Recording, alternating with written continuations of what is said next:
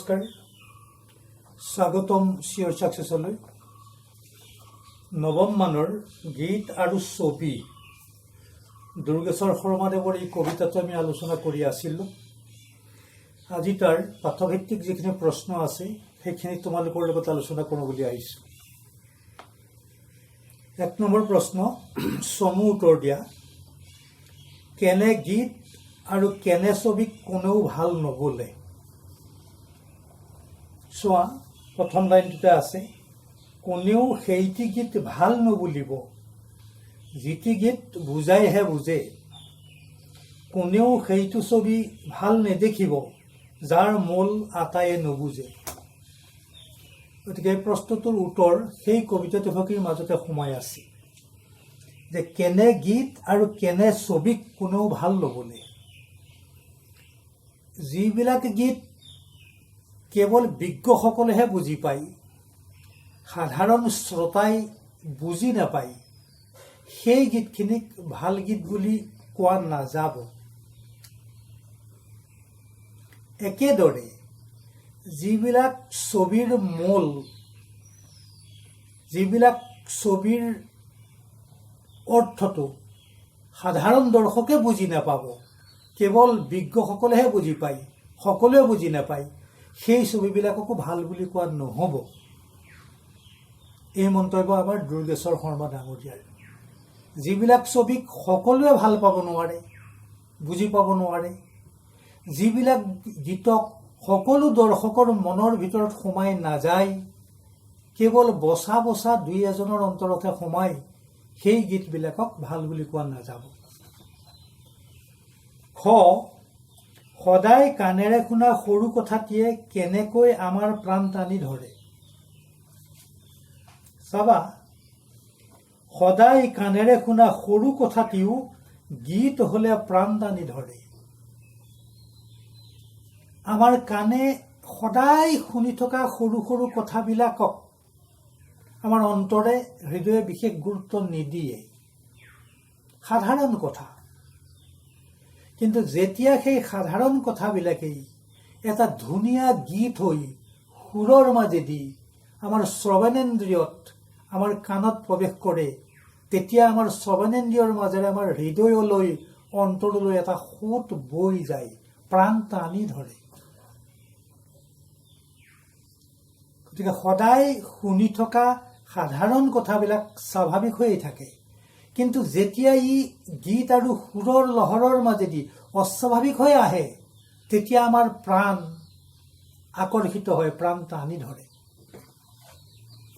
গ, কবিৰ মতে কোনবোৰ বস্তু অজৰ অমৰ?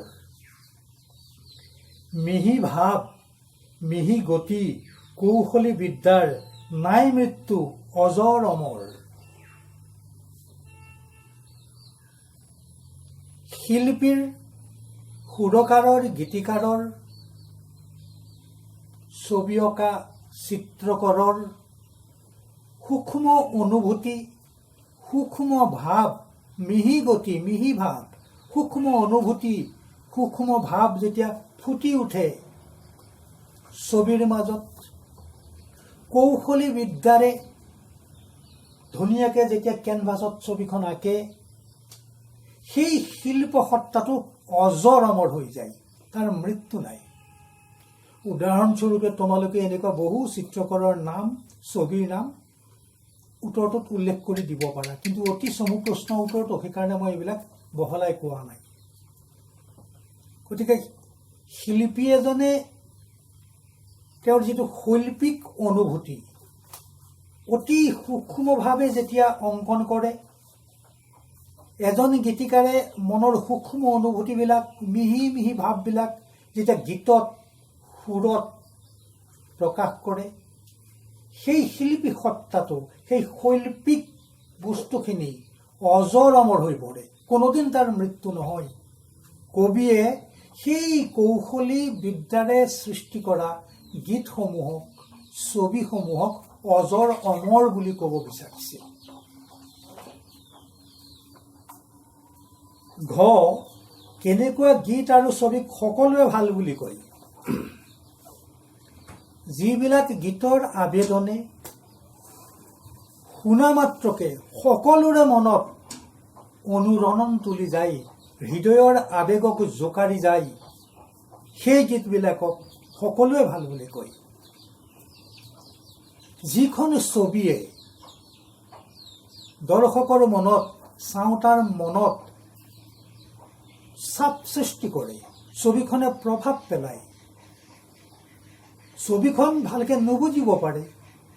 এজন সাধাৰণ দৰ্শক হিচাপে আমি ছবিখন নুবুজিব পাৰোঁ, কিন্তু ছবিখন দেখাৰ লগে লগে ছবিখনে এনেকৈ আমাক মোহগ্ৰস্ত কৰে যে আমি আকৰ্ষিত হৈ পৰোঁ। গতিকে সেই ছবিবিলাক সকলোৱে ভাল বুলি কয়।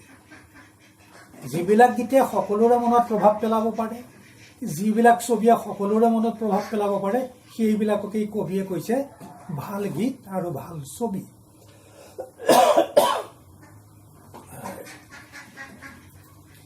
উঙ সিহে পাই নিজে নিজে আলাসত ঠাই।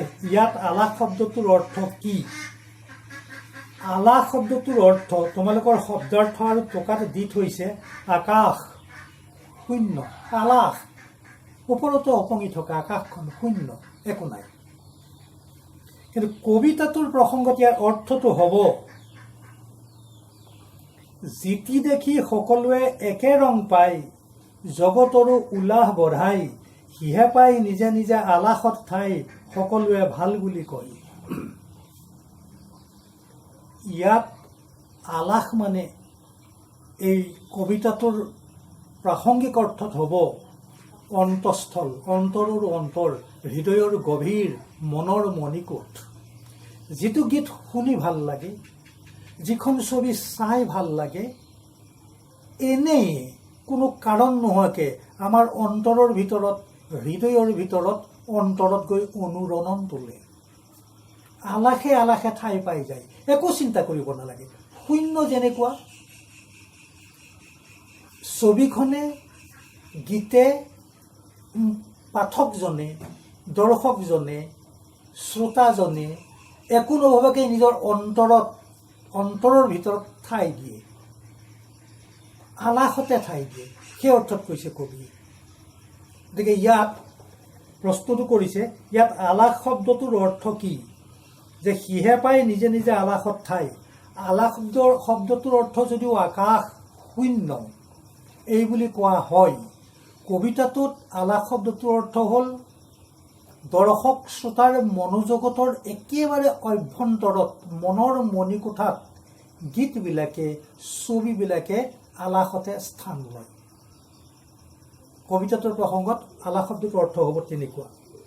এতিয়া ২ নম্বৰ প্ৰশ্ন, ভাল গীত আৰু ছবিৰ মহত্ব কেনেকুৱা? কবিতাটোৰ সহায়ত বুজাই লিখা। কবিতাটোত কবি দুৰ্গেশ্বৰ শৰ্মাদেৱে সেইবিলাক গীতকে, সেইবিলাক ছবিকে ভাল বুলি কৈছে, সেইবিলাক গীতৰ আৰু ছবিৰ মহত্ব আছে বুলি কৈছে, যিবিলাকে কেৱল জনাসকলৰ বাহিৰেও সাধাৰণ অভিজ্ঞ নুবুজাসকলৰ অন্তৰতো এটা ভাৱৰ সৃষ্টি কৰিব পাৰে। গীতৰ আবেদনে জোৱাৰ আনে, গীতৰ ভাৱখিনি নিজৰ ভাৱ যেন লাগি যায়। ছবিখনৰ ৰং তুলিকাৰ যিটো দৃশ্যপট, সেইটো আমাৰ মনৰ দিগন্তত স্থায়ীভাৱে বহি যায়। গতিকে যিবিলাক গীতে এই কামটো কৰিব পাৰে, শ্ৰোতাৰ মনত, দৰ্শকৰ মনত চাপ দিব পাৰে, শিলৰ ৰেখাৰ দৰে বহি যায়, সেইবিলাককে ভাল গীত আৰু ছবিৰ মহত্ব বুলি ক'ব বিচাৰিছে। কি কৈছোঁ নিশ্চয় বুজি পাইছা? সেইবিলাককে ভাল গীত, ভাল ছবি বুলি কৈছে, সেইবিলাকে মহত্ব থকা গীত আৰু ছবি বুলি কৈছে, যিবিলাকে সাধাৰণ মানুহৰ মনতো এটা শিলৰ ৰেখাৰ দৰে মচিব নোৱাৰা চিন দি থৈ যায়। ৩ নম্বৰ, সদায় চকুৰে দেখা গছপাত তিও ছবিত কিয় ভাল হৈ পৰে বুলি তুমি ভাবা? নিজৰ মতামত আগবঢ়োৱা। এইটো সম্পূৰ্ণ তোমালোকৰ নিজৰ মতামত আগবাঢ়িবলৈ গৈছে যে সদায় চকুৰে দেখা গছপাত তিও ছবিটিত ভাল হৈ পৰে, কিয় ভাল হৈ পৰে? এইটো তোমালোকৰো মতামত আছে, গতিকে মোৰো মতামত এটা আছে। গতিকে মই কিয় ভাল পাওঁ সেই কথাটো মই কওঁ। অজস্ৰ গছ গছনি আমি সদায় দেখি আছোঁ, গছ বৃক্ষৰ পাত দেখি আছোঁ, ফুল দেখি আছোঁ, চব দেখি আছোঁ। সেইবিলাকে মনত কোনো ক্ৰিয়া নকৰে। সেইবিলাকে মোৰ মনত, চাওঁতাৰ মনত, দ্ৰষ্টাৰ মনত কোনো ক্ৰিয়া নকৰে। কিন্তু সেই সাধাৰণ গছপাতটি এজন চিত্ৰকৰে যেতিয়া ছবি আঁকি আমাৰ আগত পৰিৱেশন কৰিব, ৰং তুলিকাৰে সৈতে তেওঁৰ মনৰ কল্পনাও তাত যেতিয়া সানি দিব, সেই গছপাতটিয়ে উজ্জ্বল হৈ পৰে, ভাস্বত হৈ আমাৰ দৃষ্টিত সেই গছপাতটোৱে এটা বেলেগ ৰূপত প্ৰতিভাত হৈ উঠে। এই যে বেলেগ ৰূপত প্ৰতিভাত হৈ উঠিল, বেলেগ ৰূপত জিলিকি উঠিল, সেই ছবিখন ভাস্বত হৈ উঠিল মোৰ মনৰ মাজত। সেইবাবেই সদায় দেখি থকা গছপাতটো ছবি হ'লে মনটো টানি ধৰে। এইখিনি ক'লো মোৰ অনুভৱ। যে তোমালোকৰ নিজা অনুভৱো হয়তো থাকিব পাৰে, তোমালোকেও কথাটো মিলাই ল'বা। দেখি থকা গছপাতটো ছবিত কিয় তোমাৰ ভাল লাগে?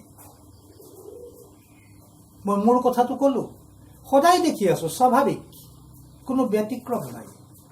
সেইটোকে চিত্ৰকৰে নিজৰ অকণমান কল্পনাও লগাই দিলে, ৰং সানি দিলে, ধুনীয়াকৈ বনাই দিলে, দেখাৰ লগে লগে এই পাতটো ইয়াত বেলেগ ব্যতিক্ৰম হৈ আমাৰ চকুটো ধৰা পৰে। এই যে বেলেগ হৈ ধৰা পৰিল, সেইটোৱে আমাক মনক প্ৰভাৱিত কৰে, সেইকাৰণে আমাৰ ভাল লাগে। 4 নম্বৰ প্ৰশ্ন, কেনেকুৱা গীত আৰু ছবিক কোনেও ভাল নবোলে আৰু কোনবোৰ গীত আৰু ছবিক সকলোৱে ভাল বুলি আদৰি লৈ আলাসত ঠাই দিয়ে নিজৰ ভাষাৰে বৰ্ণনা কৰা। আচলতে প্ৰতিটো প্ৰশ্নৰ উত্তৰ ক'বলৈ গ'লে একেখিনি কথায়েই হৈ পৰে। তাকে অকণমান ইফাল সিফাল কৰি তোমালোকে সজাই ল'ব লাগিব। কেনেকুৱা গীত আৰু ছবিক কোনেও ভাল নবোলে? যিবিলাক গীত আৰু যিবিলাক ছবিয়ে চাওঁতাৰ মনত, শুনোতাৰ মনত কোনো প্ৰভাৱেই পেলাব নোৱাৰে, অন্তৰত আৱেগিক হিল্লোলৰ সৃষ্টি কৰিব নোৱাৰে, সেইবিলাক গীত আৰু ছবিক কোনেও ভাল বুলি নকয়।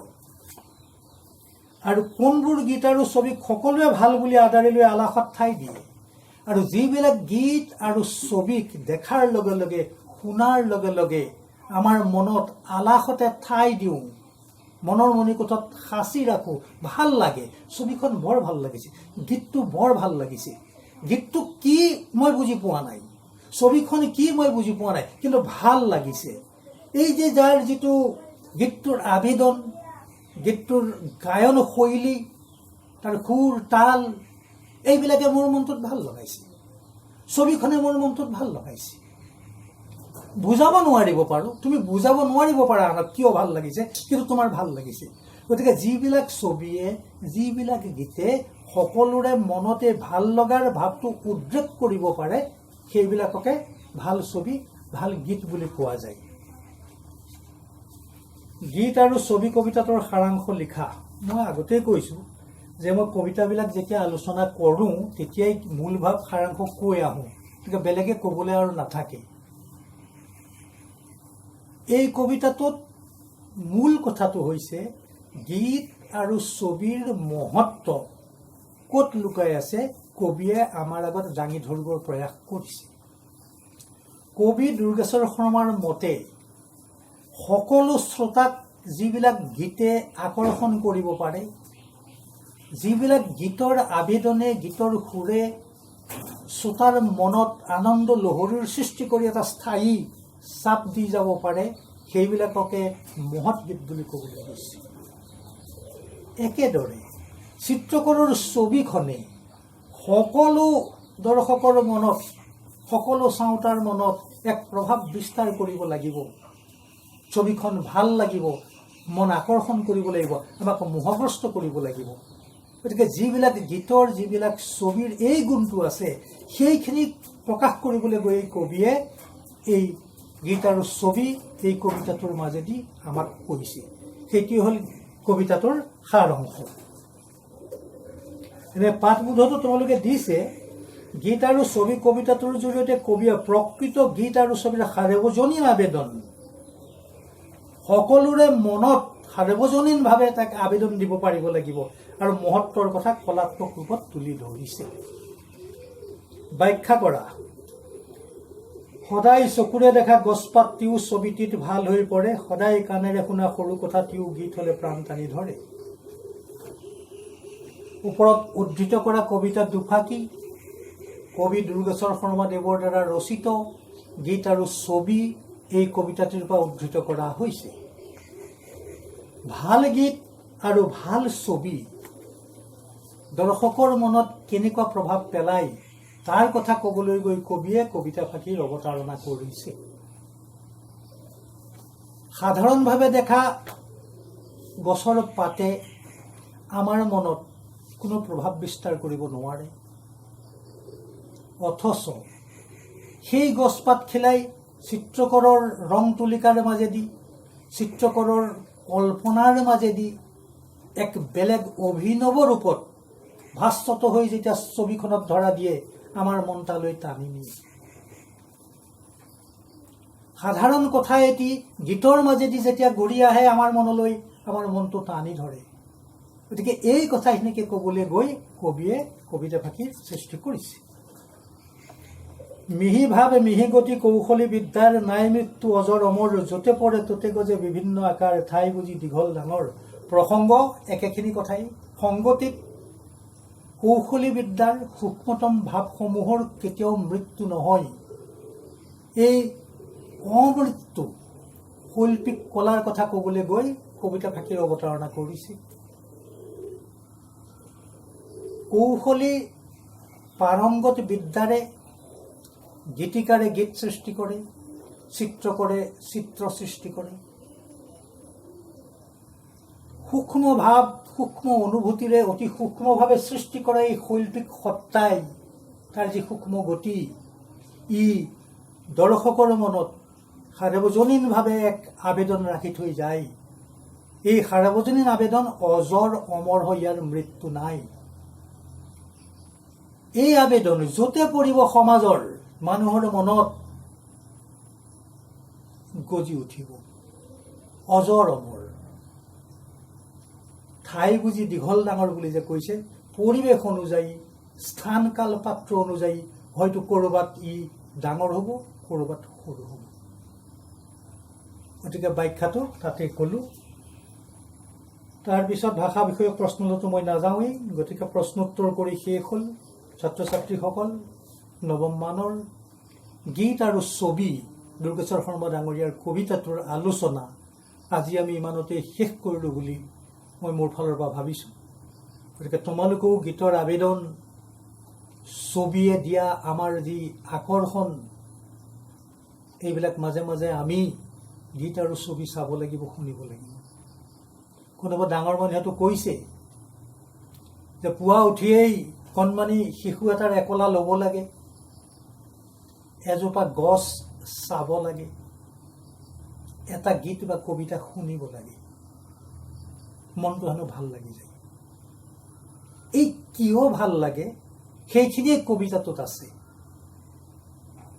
গতিকে মই সদায় কওঁ, কবিতা হৃদয়েৰে অনুভৱ কৰিবা, মগজুৰে ব্যাখ্যা নকৰিবা। হৃদয়েৰে আতুল তুলকে লবণ কোমল ভাৱেৰে কবিতাটো যেতিয়া তুমি উপলব্ধি কৰিবা, তাৰ সৌন্দৰ্য তাতেই আছে।